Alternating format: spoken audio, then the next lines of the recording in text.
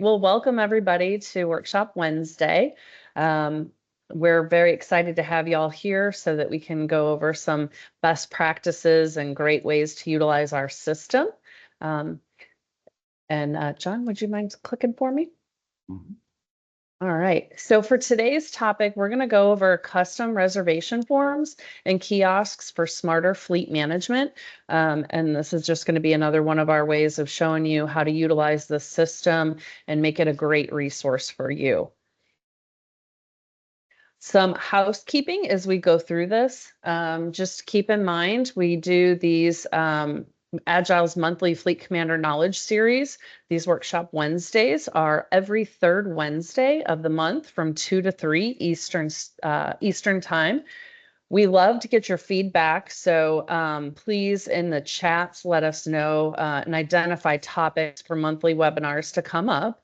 And then please tell us what you're interested in by scanning that QR code with your smartphone that we'll share with you guys at the end. And then on the call today, you've got me. I'm our Senior Client Success Manager here at Agile Fleet. And then John Rudeschild has joined me from our implementation team as our implementation manager. So it's been a couple of years since he's been the leading guy on one of these calls, but we've got him as a feature speaker in our topic today, subject matter expert for sure. Kathy Willick has been the Senior Director of Client Success here at Agile Fleet. And we just wanted to make a quick shout out to her and say congratulations. She's actually retiring so that she can take care of things with her family. And so we are very honored to have had her here with us at Agile Fleet and very happy and excited for her in this next adventure that she has coming up ahead of her. And we just really wanted to give her a shout out to say congratulations for this new adventure that she's got coming up. All right, so before we get started, this webinar is being recorded. So we will have a copy of this available for attendees to see and view once this is done. It'll also be posted on our YouTube channel. Can you click again for me, John? Also, everybody's mics will be muted as we go through this webinar. And then I said that we will have a recording that'll be on the channel. It'll show up in about 1 to 2 days. And then also, since everybody will be muted, we still would love your feedback and any questions, feedback, comments that you have. So in order to do that, there's a little chat button at the top left-hand corner of your screen. And when you fill that out, we can't always tell who you are. So please make sure that you give us your name and the agency that you come from, and then type in your question. We'll keep an eye on the chats as we go through this and ask those where we have good space to splice those in. And then, all right, so this is where I am going to kick this off and hand it over to John. Hello, everybody. Thank you, Kristen. I appreciate the introduction on that. And yes, I'm excited to be back to Workshop Wednesday. This was one of the things that I really enjoyed doing my first couple of years here at Agile. And when I moved over into implementation, Workshop Wednesday then fell into the hands of CS. But I had the opportunity today to share in Workshop Wednesday again, and I'm very excited to be doing that. The topic, as was discussed, is custom reservation forms and kiosks for smarter fleet management. And as we go into this, I found an interesting fact the other day. Each year, over 38,000 vehicles crashes occur because of fog. That's according to the Federal Highway Administration. Why does that happen? Well, the answer is quite obvious. It's poor visibility. And when I kind of thought about in regards to best practices in regards to using Fleet Commander and vehicle sharing, sometimes poor visibility is a problem in regards to your fleet operations. Does your operation, your fleet operation, suffer from what I want to call fleet fog, poor visibility in your vehicle sharing because you're not capturing the right information as you're sharing those vehicles? And so today we're hoping that with this presentation, you're going to get a clearer insight into your operation so that you can lift that fog. That way you can have a clear understanding of the use of your vehicles, where they're going, who's using them, what they're using them for, and also communicating with your users in regards to your expectations with those vehicles. As we go through our journey today, there's a few things that we're going to touch. The idea of designing your reservation forms to capture those questions, to get those answers, to set those expectations. We're going to share some best practices from some real Agile Fleet clients in regards to questions and that they present during the reservation process. I'm also going to show you in a live setting how to set these things up using one of our training sites, and just kind of overall give you some tips in regards to how to really let your reservation process flow smoothly using these questions and answers, and also the automation that's found within Fleet Commander. So with that being said, it all comes down to basically smarter fleet management. That's what we're talking about here. We're wanting to make sure that you are able to use our solution to really manage the fleet to the best of your ability and our solution's ability on that. And part of that, in regards to lifting that fog, having better visibility to what's going on with your vehicle sharing, comes down to asking the right questions. Yeah, and not just asking the right questions, but asking them at the right time. So within the reservation process, I kind of think about this in your experience with Fleet Commander and all. How many times how many places does an end user, those drivers, or the requesters drivers, engage with Fleet Commander during the entirety of that reservation process? Is it 1, 3, 7? Maybe y'all have any guests on that. If you have that, go ahead and enter that into the chat. And I am going to definitely take a lead from Kathy. I've watched a couple of her workshop Wednesdays, and she Right? engaged everyone. And Yes, in she that did. spirit, I want to engage each of y'all to. So we've got 3 as being Yeah. the answer on that. Well, that is correct. Now, the 3 places that this happens within Fleet Commander and during the reservation process is when the reservation is made, when the keys in the vehicle are picked up at the kiosk, or and when those keys are returned at the kiosk. In each of these instances, you have an opportunity to present questions, set expectations to your drivers and the requesters. So, for example, when you make a reservation, that's with the make new reservation on the user side. There's the opportunity to capture those questions. There's also, in the same fashion, if a reservation is not made in advance via Fleet Commander, but rather on site through Grab and Go, you have the ability to tailor those questions likewise. And then at the kiosk, when those vehicles are picked up, when that reservation is starting, you have the opportunity again to present questions to them there, capture information in the same fashion when the keys are returned. Now, what you might have noticed here is here on the bottom section are these particular questions that are being asked. Here we have an example of one of our clients that is a company that deals with child services. And what was important for them to capture is the amount of times that the vehicles are loaded, the miles that are used when the vehicle is loaded versus when they're unloaded.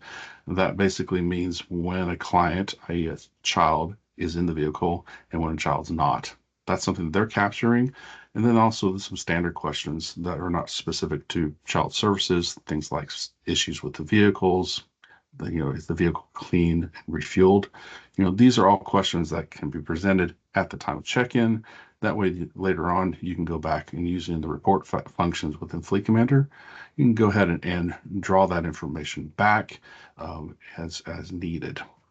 So with those, again, this comes down to custom reservation fields. This is how that we are able to capture that information, how you'd be able to present that information. And through today's presentation, that's what we're going to show to you. And again, it all comes down to asking the right questions at the right times. So another opportunity for you to engage with me, Kristen, on this. What are some of the important items that matter to you? What are some of the things that you see in your operation that you want to capture in regards to when somebody makes a reservation, when somebody picks up their keys, when they return the keys? Based upon the examples that, the brief examples I've shown so far, anybody want to go ahead and share some of the things that are important to you to capture at the time that a reservation is made? Maybe something like the destination, or maybe something in regards to telling people that they need to know that they're going to have to refuel the vehicle. Um, or if you have any suggestions in regards to picking up the keys or returning the vehicle. I got Mileage and was it plugged in? Absolutely. That's an excellent one. Mileage is something that we see is something that's captured during the check-in process when we're returning those keys. Depending upon if you have GPS and telematics with your vehicles or not, that's something that can actually be automated and pulled into the check-in, so you're not having to rely upon people typing in an odometer reading that actually is not true. That's an automation that didn't specifically call out in the slides today, but that's definitely a great one. In regards to where the vehicle's parked, that is a portion within that check-in process that is kind of a standard feature within Fleet Commander. It doesn't actually require any additional of these custom reservation fields to do that, because we're already the solution is already anticipating that that was something that clients across the board would want to be asking. Um, Other items here, excellent. The confirmation that the driver's license is still valid. That's a one that is that actually one of my current implementation projects, and that's something that they've asked, and we'll show how that type of information can be captured. It's an affirmation that they have it, and you can make use of a drop down menu where they say yes or no in regards to their um, to the currency of their license. Thank you everybody for putting those in the chat. Those are all things that we have seen, with destination, purpose of trip, department, account. Those are pretty standard ones that come out of the box with Fleet Commander and can be activated, and probably are activated on many of your reservation forms. But they're the valid driver's license. That again, that is a question that can be asked at the point that a reservation is made for them to attest that they do. And then when you find out because of the timestamp, there wasn't valid. If you have policies in place, you can go back and you can put in some sort of enforcement that would restrict them from using the system at later date because of them not being truthful about the status of their license. Things like the refueling vehicles. That's kind of one of the ones that I really particularly like, is that I will refuel the vehicle. That's a thing that we hear often during implementation, is we want from clients that they want to make sure that the drivers know that they have to bring these vehicles back refueled. And again, presenting that at the time that the reservation is made, and making it a required field where they can't get past and submit the reservation without attesting that they will refuel the vehicle, really strengthens your ability to enforce that, and to help with the flow of your operation. There's other things that can be captured at the time of pickup. You could go back and have them reaffirm the destination, purpose, trip, and department. But things like I will clean the vehicle, have them the opportunity to list names of clients or add additional names. Those fields in that portion of the reservation process, and even any of those three main junctions within the reservation process, you can have those questions either be required uh, and have to be answered in order to proceed with and complete that portion of the reservation process, or you can kind of put those as requested and make it optional for them. Additional names as needed. Obviously, if there's no more names to add there, you're not going to want to make that as a required field, but rather a requested field on that. Then the returning of the keys, the number of miles loaded, unloaded, what's car seat returned. Again, these are questions that the child services uh, uh, organization that I'm working with right now. These are some very specific and unique ones that I had not seen prior to working with this company, but it was important for them, and so we set that up to be captured at the kiosk when the vehicle was checked in. And those standard ones, though, very popular. The cleanliness of the vehicle. This was one. These two questions, as they were phrased, was actually one of my clients from a university back on the East Coast. She had set these questions up to have them asked, and so that they were a drop-down menu that listed three conditions. It was poor, fair, and excellent. And so that at the beginning of the start, when the to think back upon the start of the reservation when they checked in their vehicle, they can think about what was the condition when I got it. Oh yeah, it was an excellent condition when I got it, and I'm returning it at the cleanliness at the end in excellent condition. Hopefully that's what happens as long as you've got policies in place and can enforce those things and people have the expectations. That's the goal. And that's going to make your life easier, make it more simple in regards to the that whole process. So, and issues with vehicles. So, with all that being said, and that's setting the groundwork for what we really want to, what we're covering today, is how to design those reservations forms to tailor to your specific needs as your organization. It comes down to ultimately two portions in Fleet Commander that you've got to set up. There is the creating of those custom fields at the configure enterprise level, and then taking those pre-established fields and then applying them at the site level. And hopefully that's terminology that everyone that's here on the call is familiar with in your use of Fleet Commander. That difference between having enterprise level configurations and site level configurations. Of course, I'm assuming that most of y'all on the call would have a permission level of enterprise admin, and as such, you have the ability to go in from this training that we're having today and make these changes yourself within Fleet Commander. You don't have to reach out to us or to support in order to have that. Fleet Commander is designed to give you that flexibility when you feel that you have the drive and you have the knowledge to make those changes. We'll let you do it. And so with that, let's take a look at these the custom reservation fields and how to create those.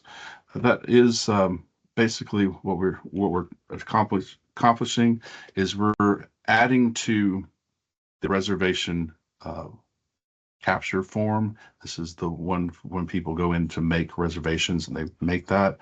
We're adding to these that are standard out of the box, time pickup, asset type. These are going to populate regardless if you use custom fields or not. What we really are focusing on, though, is in regards to these other custom fields: location, number of occupants, and the additional information down at the bottom. You'll even see that the last few fields here in this display say custom field 3, custom field 4, custom field 5. That's because as of this point, the screenshot, those fields have not been dedicated to some new questions, new expectations. They've not been configured yet. And so that's how they show.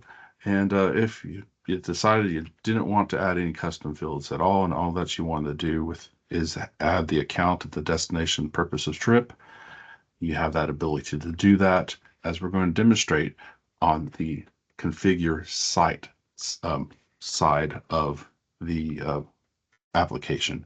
That's the thing about these forms. Say that you have an operation that uses Fleet Commander and you have multiple bases for that operation, and you're using the site functions within Fleet Commander to designate, sites A through Z. When that case, each of the questions that are asked from sites A through Z during each of those stages of the reservation process, you can ask different questions for each of those scenarios. You can ask different questions, as we're going to see, in regards to the various usage types that you have. You might ask questions like the child services organization that I'm working with. They have questions that they ask for client transport, and then a completely different set of questions that's asked for non-client transportation, because at that point they're not having to deal with car seats. They're not having to deal with mileage loaded versus unloaded on that. So in order to recognition of those different times, the right questions at the right time is where you're finding the strength of Fleet Commander and the use of these custom fields.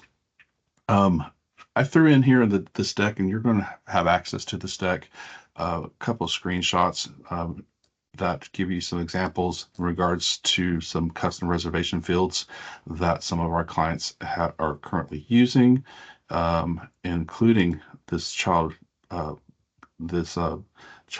services organization. This is a screenshot of the questions that they're asking. You can see through here that the data types vary in regards to how those are captured. They can be straight texts, they can be drop-down menus, they can even be values, value range that are integers that have to be through certain numbers that are programmed in there.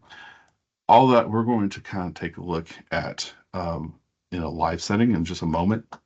But I do have within this document some screenshots from our system admin manual that go into real detail into the steps that we're going to demonstrate today. But that being said, it is time for a live demonstration. I enjoy doing live demonstrations during Workshop Wednesday. That's something that we had incorporated when I was doing Workshop Wednesday about every third month, where we'd go in and using our training site, we'd show you how to use Fleet Commander. Now I'm going to step away from using the deck momentarily on this. This is the time that I like to call John with no safety net. And there should have been a enjoyable little GIF here that's not happening at this point, but I did that for Kristen in regards to him falling off, because that's kind of how I feel when I do these live demonstrations, because you never know what's going to happen when you go live on a live site. But let's see what we can do at this point. So I'm going to pull in this.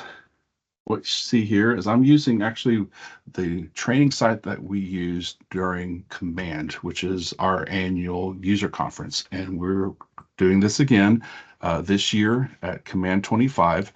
For those of you that that might be attending, we'll be using the site that just disappeared, that one right there, as part of our training. So, and I'll be most likely leading the new user training at that time. So hopefully, again, I apologize. See, this is the net that I was telling you about that I fall off because of this. Let's just not click things off the screen, and hopefully we'll stay on here at this time. So, all right. That's how they know we're real and live, John. It's all good.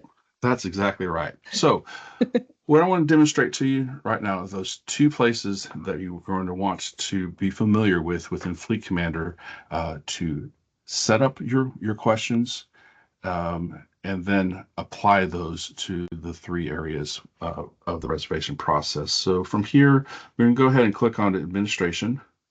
And I'm going to come over to this side of Fleet Commander. Again, this is the dashboard of Fleet Commander, and Configure. That's where we're going to. And because I have the permission level of Enterprise Admin, I see everything here.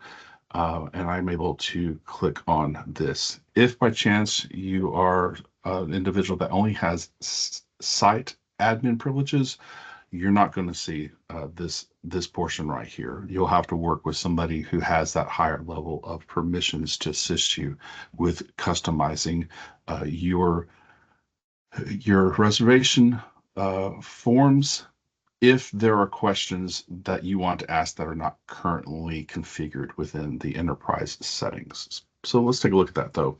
You click on there and you'll see here under reservations that you have this section here, the custom fields configurations.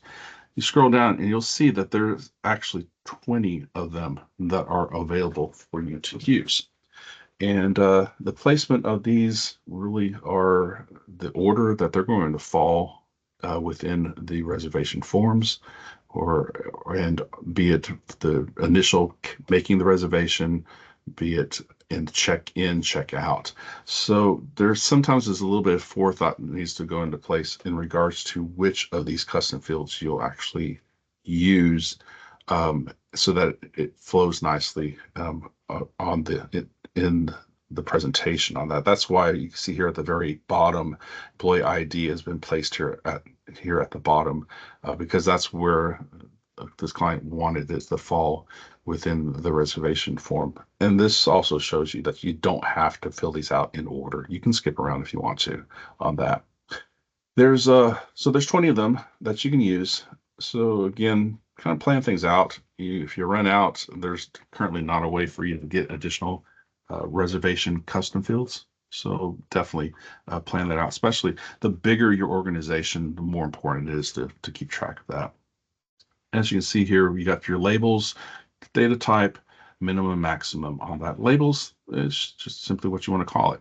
Now, heads up on this though. I regret to tell you that there is a maximum of 30 characters, including spaces, that can be used as your label. That's just the way Fleet Commander currently is designed on that. So it does take some creativity sometimes to present the questions or the statements in a way that fits in there. I've had to do some creative labels as in my 4.5 years here at Agile Fleet. But you see that you can fill those out, and then you have the ability to decide what type of capture field this is going to be: text, date ranges, value ranges, text as being numbers only, validation, and drop down lists on that. Refer back to the deck on that and the sysadmin manual that's in there for a full explanation of each of these. Right now, I'm really just going to focus in regards to the drop down list and the text on that. But as you start off on this, be mindful. You can, when you add a new one, let's go ahead and say, did you return car seat? When you do this, you've got to, as you begin, make sure that you hit save. So you scroll down here at the bottom and hit save. That way it locks in. Because if you don't and you do this and then you try to go and to configure the values, it's not going to recognize that. Configuring values is really what ends up happening in things in regards to not necessarily text, but like drop down lists. Say that you want to make this a question, yes or no. If you click on here without actually having saved it, which I didn't do, you'll get this custom field is not configured at that point. It's because I didn't actually save this. But I believe if I click on this right here and go back to here, at this point, you see how it now allows me to do that. So if you see that scary message, just kind of backtrack, make sure that you actually had saved it before you continued on that.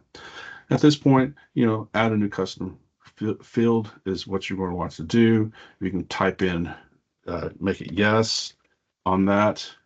Sort order allows you to put this in a value, 1 to 10, 10 to 100, and it doesn't base put the value in alphabetical order, it's resorts it, so it's based upon the order that you set.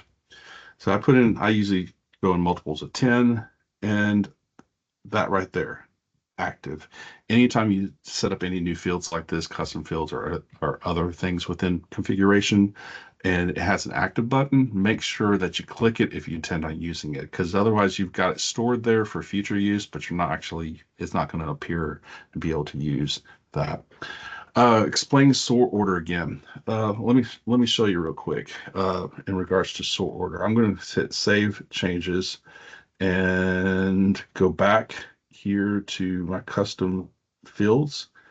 And when I add another one, I'm going to do no and active, save changes. And what will end up happening is that if I was to illustrate, go into a reservation later on, it will sort it by no first and not yes, because alphabetically within that drop down menu, say when the question is asked at the return, it would have no first, then yes, because it's alphabetically, it follows that way. But by putting in a sort order like this, it will actually then allow for yes to be the first, um, and no to be the last. And see, even right now, it's changing it because this is a zero value, so it places this first on that. But when I go ahead and put in 20 here, it's going to resort it again, and like that. So that's sort order, and you'll find that function throughout Fleet Commander on that. So with this set up, when I go back to reservations, this is going to be an option for me to put in. I'm going to go ahead and get rid of this one since I've duplicated it on there. And that's something that you can do. You can go ahead and just hit save, and it will disappear from being something that can be selected. That is regarding the setting up, the main portion of setting up these custom fields. Minimum, maximum, that comes into play that if you want to restrict the amount of characters in the response, you can set a minimum, you can set a maximum on that. That, friends, is that portion of setting up the custom fields. And if y'all have any other questions on that, feel free to drop those in and Anna will remind me. Now, I said earlier that there were 3 places that an end user can engage with the reservation process. How many total within Fleet Commander, how many places total can a user interact with a reservation? This is a little bit different question, because when we think of users, we're not talking specifically your requesters and your drivers. We are actually talking about our part as admin. And yes, we've got some 7s there. We got some 2s. Hey, John, we got a question too about the last bit of data that we had. Somebody asked, are those custom fields able to be reported on? Yes, they are. It depends upon the report, but definitely within the reservations detail extra report pulls in all of the custom fields. Even in fact, if you do it as Excel, I believe it will pull in all 20 columns, even if you're not actually using all 20 of them, but they're there. You can exclude them, as once you import that or export that into Excel. That's Looks like one we for got a certain. lot of 7s too on this question. Well, for the answers, see slide 34 through 37. That's the rest of these slides right here. The answer is 7. Yes. So as you can see here, what we're about to talk about, again, I have put in some information from our admin user manual. So you go ahead and you can review this. when we're done. But what we're going to do is we're actually going to go back into our training site, and we're going to look at these specific portions of Fleet Commander and the reservation fields at the site level. So let me pull my annual training site back in, and we're needed to leave configure enterprise and go into site settings. I mentioned earlier that those of y'all that might be site admin only and not site enterprise admin, that you wouldn't be able to access enterprise settings, but you would, when you hover over the configure, you would end up seeing site settings here. So you have the ability to do what I'm about to show you. It's just that if you needed some additional fields, as we mentioned before, you'll have to work with somebody who has enterprise admin abilities on that. But let's take a look at site settings. I'm going to go ahead and we're going to visit the site for the Graduate Hotel there in Minneapolis. And we're going to kind of set up some of the forms and the questions that are there. This is, again, going to be under reservations like the enterprise settings were. But when you click on here, you're going to see that there is this field right here, custom fields. And this is the main portion that you work with. Now, you want to note, as the sysadmin manual indicates, you have three. What's going to populate here is going to be one based upon how many usage types that you have. Some of you may have only two, your motor pool and then maintenance, which maintenance is something that's standard with Fleet Commander. But some of you may have like 20 different usage types. In that case, you will have to go in and set these up for each usage type for those for these questions that we're going to see in a moment, and you will have to do that for each site. That client that I'm working with, that is the child services, they have 43 sites. And so there is a lot of configuration that I had to do in regards to this portion. Fortunately, about only 28 of those are actively using key control. And so it wasn't something that I had to go in and do this for all of them. But just bear in mind, it does take a little bit of work up front to help smooth the process for later on. So yeah, click on the pencil. And what you're going to see here is those 7 places within Fleet Commander that the reservation process is actually engaged. There is, as we talked about, the make new reservations on the user side. That's the second one down.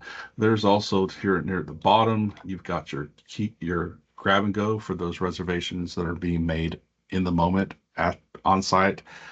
They're at the key control system. You have the checkout questions. You have the check-in section on that. And then you have 3 other sections. The portion of Fleet Commander where you as admin are making your requests. And I hope that all of y'all make your reservations on the admin side rather than using the end user interface. That would be going from the dashboard and then clicking on manage, make reservation, rather than from the welcome page and make reservation.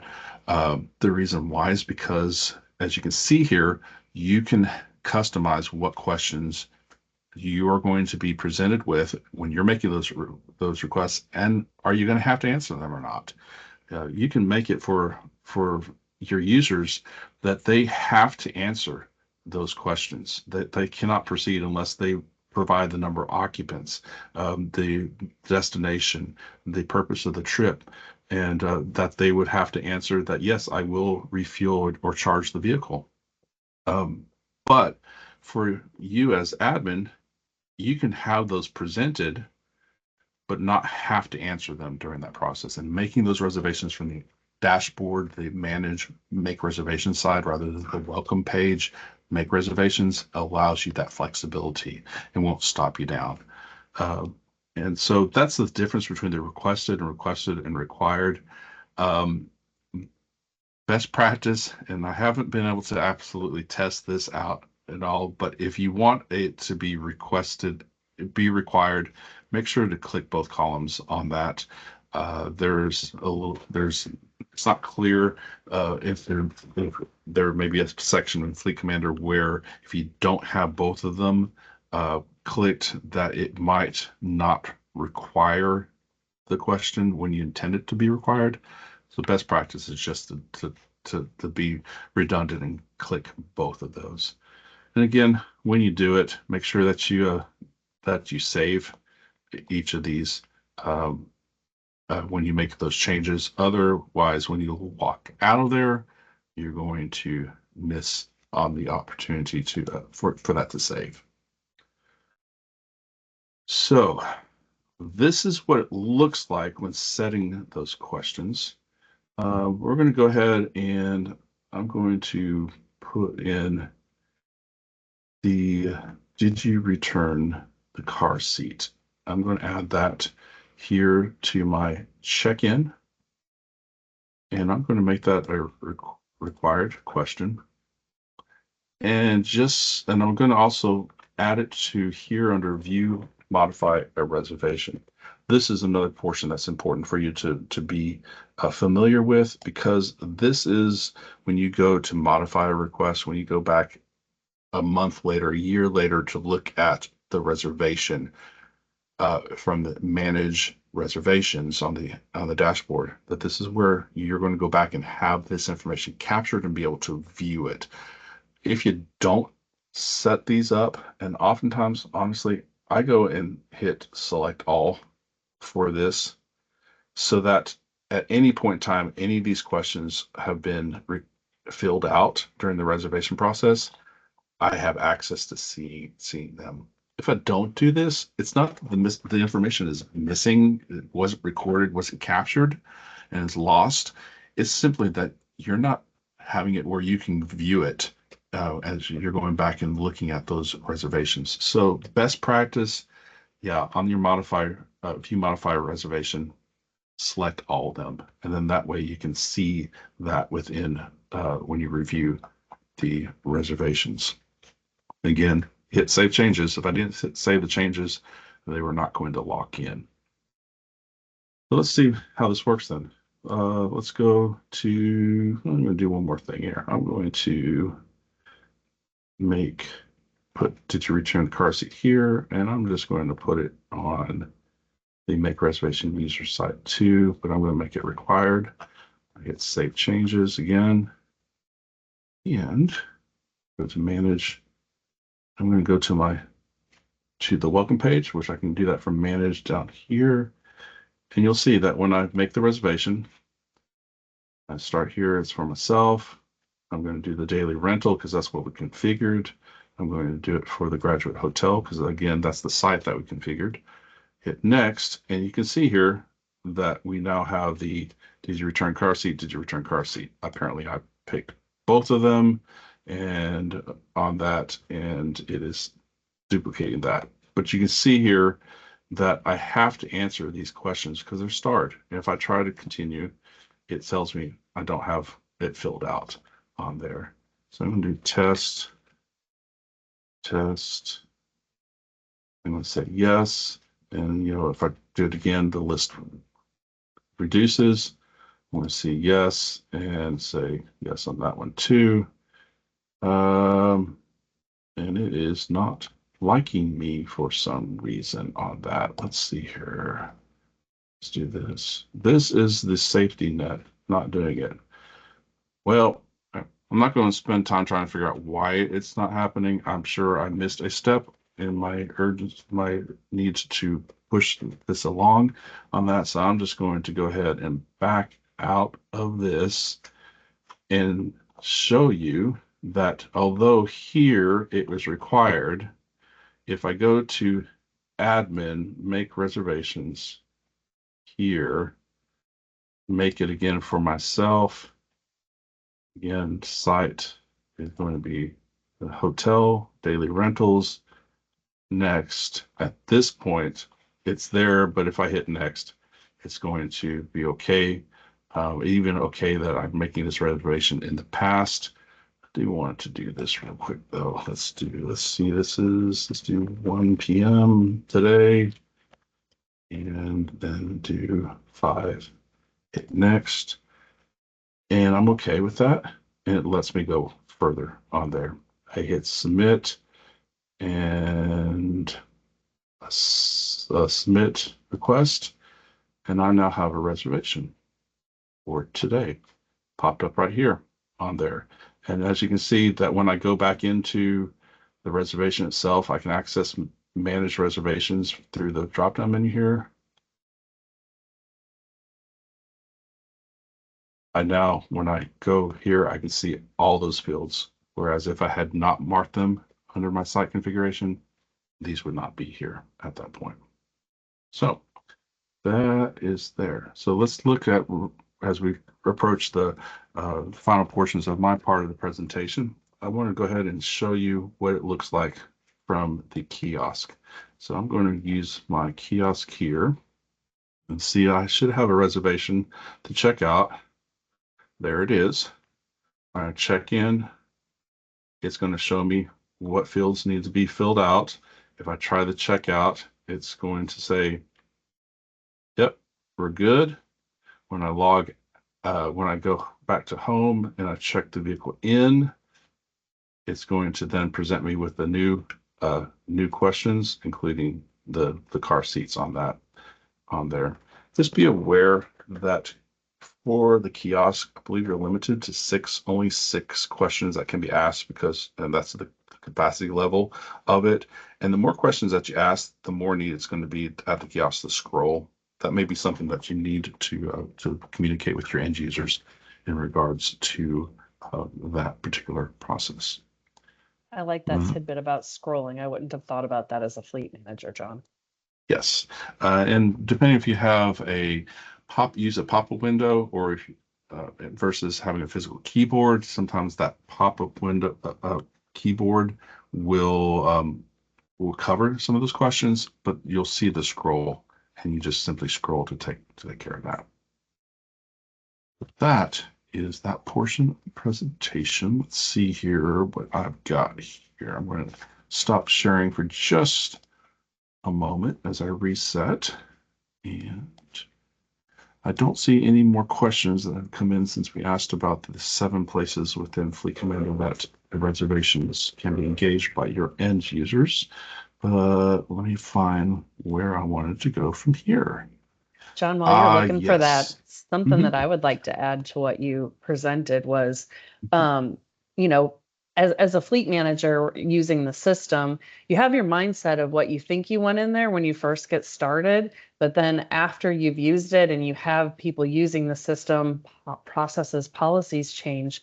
The thing I like about this is that as a fleet manager, you still have the option to go in there and make these adjustments yourself. You don't have to go back to the fleet commander team to make these adjustments and have the system continue to grow and work with you. We're enabling you to be able to do that as yourself as you're changing. So I think that's a really cool thing about the system. We're definitely willing to help you. So if you need assistance on these things, we are there with FC support to help you with that. We also have many resources for those of you that are just go-getters and like autonomous learning. We have FC Drive, which is our knowledge base, has a lot of videos, has articles in there. You've got Workshop Wednesdays, this one, past ones. There's definitely, as Kristen said, we provide you with the tools to do these things on yourself if that's how you work and how you drive. But if that's something you need assistance, we are here to help you with that.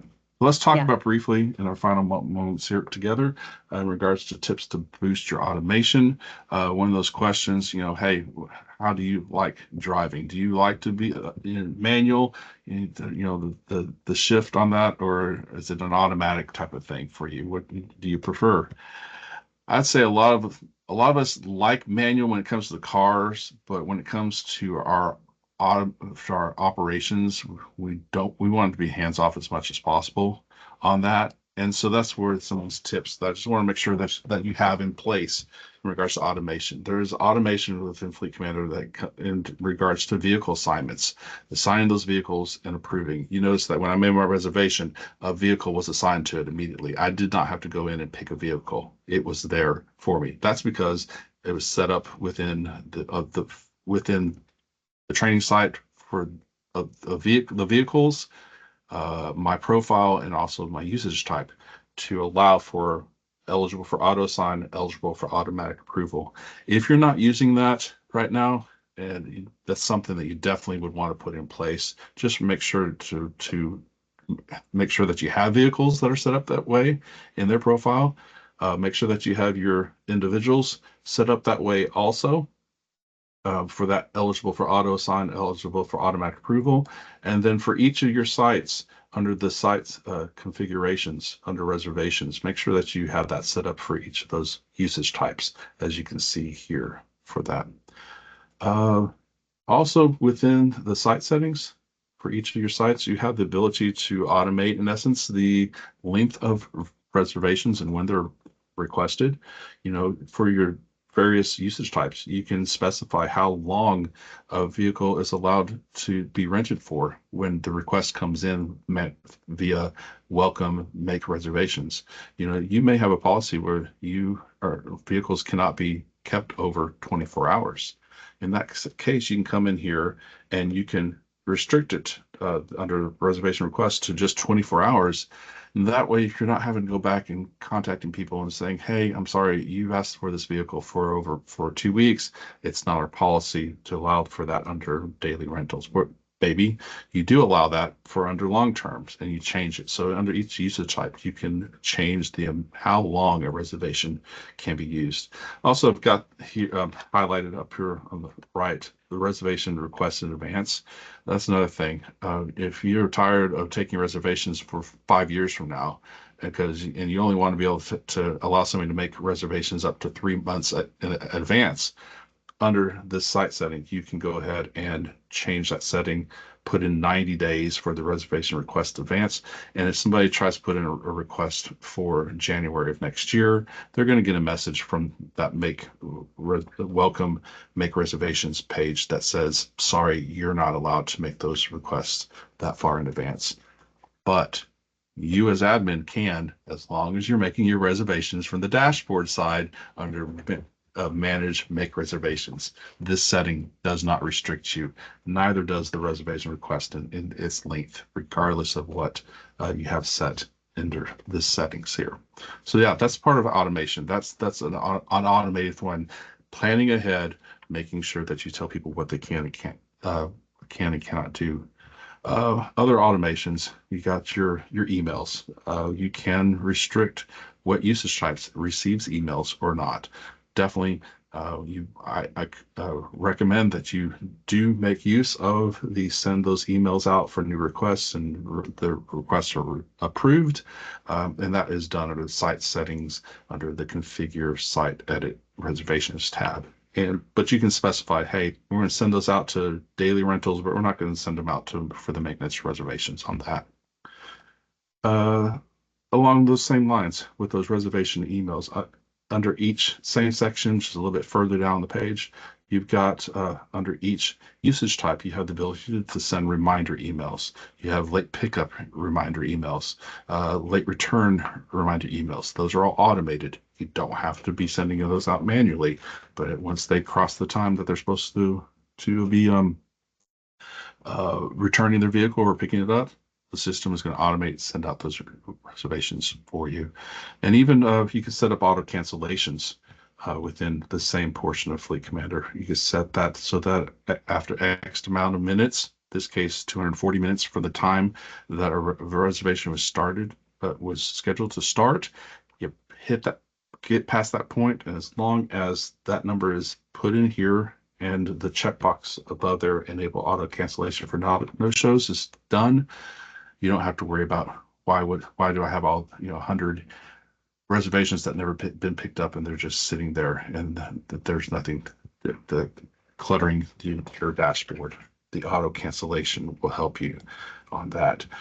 In regards to kiosk automations, we have emails that are there for that automation, including sending out confirmation emails at the checkout, and also sending a confirmation email on check-in. You can require that email be sent, require them to put in comments about the condition of the vehicle.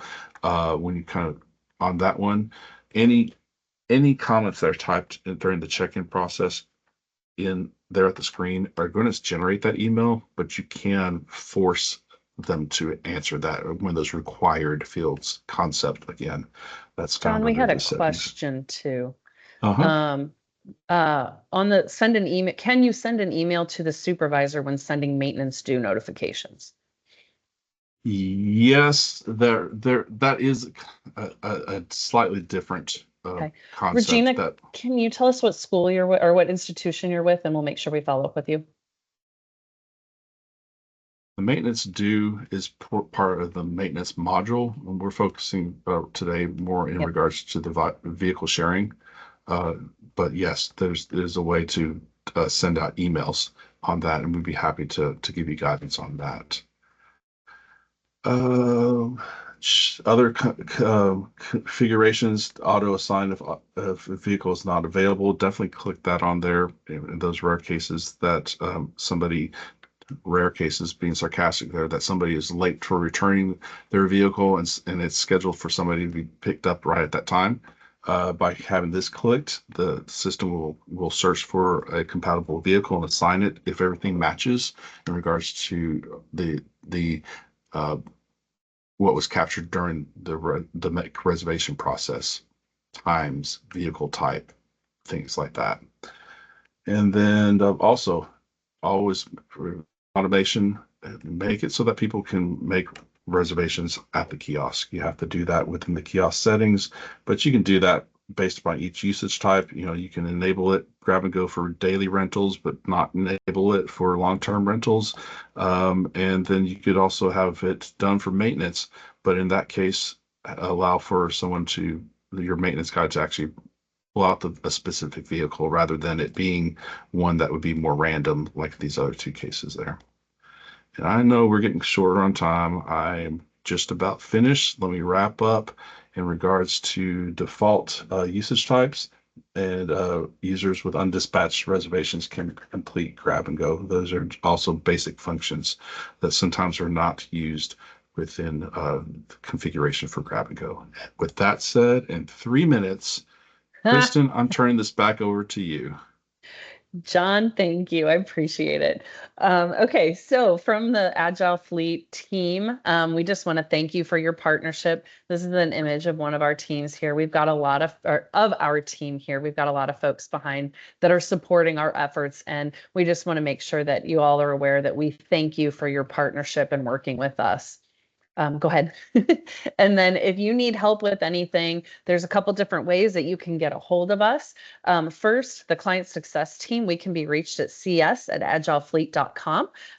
Right now, the client success team is me, and we are currently working to get some additional people in here to support the team and as we grow. So if you guys know of anybody, jump on our website and refer them because we're looking for some great team members here.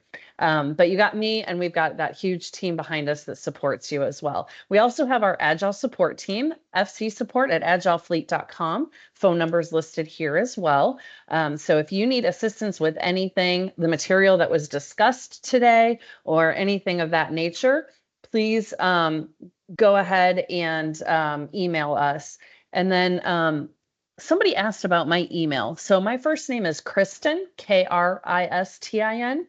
So the email address is ksonderman@agile. There's an E after the L in agile. So it does look like there's an error on there. It's AGILE fleet.com.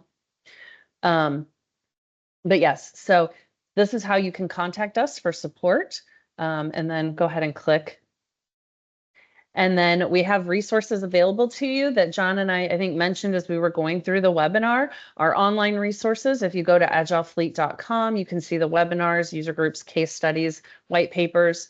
We also have FC Drive. So when you get this deck, that blue FC Drive is a link and you can go there. That sysadmin manual that John referenced a couple times, I think is listed there on that website, as well as several quick pull training guides and things for some of the more common types of situations that pop up. We have our YouTube channel, which is where previous Workshop Wednesdays and other webinars reside, as well as video training. And then we've got our Command 2025 that is coming up in October 7th through 9th at the University of Minnesota in Minneapolis, Minnesota, where you can get educational sessions, networking, and peer-to-peer learning. We're really excited for this one, all of them, but I'm excited for this one because it'll be my first that I get to attend. So there's a link on here, that blue stuff. Those are links. Click on those and you can get registered and sign up to come visit us. And then be on the lookout for our next Workshop Wednesday. We do these the third Wednesday of every month at 2 p.m. Eastern Standard Time. Next topic will be determined soon. So if you have suggestions for those, please drop those in the chat for us. And we would love to consider those for what we go for next. And then last, what I have is, share your success with us. If you are making these changes and implementing some of these things that you've seen in our Workshop Wednesdays and you see success, please share them with us. And then also, be a thought leader, provide feedback with our surveys, participate in these webinars, come to our conference. And then for celebrations, if you need help drafting and distributing announcements, let us know, provide a slide deck for your successes and accomplishments. We're here to help and support y'all with your adventures and measures as you're going through your fleet, your fleet stuff as well. Lastly, tell us how we're doing and help us make Workshop Wednesdays better. We're going to leave the QR code for just a second so you can fill that out and take a short survey on these Workshop Wednesdays and let us know how we're doing. I'm trying. He didn't give me enough time. And that gets me to the end of the slide deck. I'm just messing with you, John. So we really thank you for attending this Workshop Wednesday. If y'all have any questions that you either didn't want to ask or didn't get to ask while we were doing this or come up with them after the fact, please shoot them to me directly at ksonderman@agilefleet.com or CS@Agile Fleet, or you can reach out to John directly. Any of us that you have contact information on will be more than happy to help and get you the information that y'all need. I think that's it. Did I miss anything, John? That's it. All right.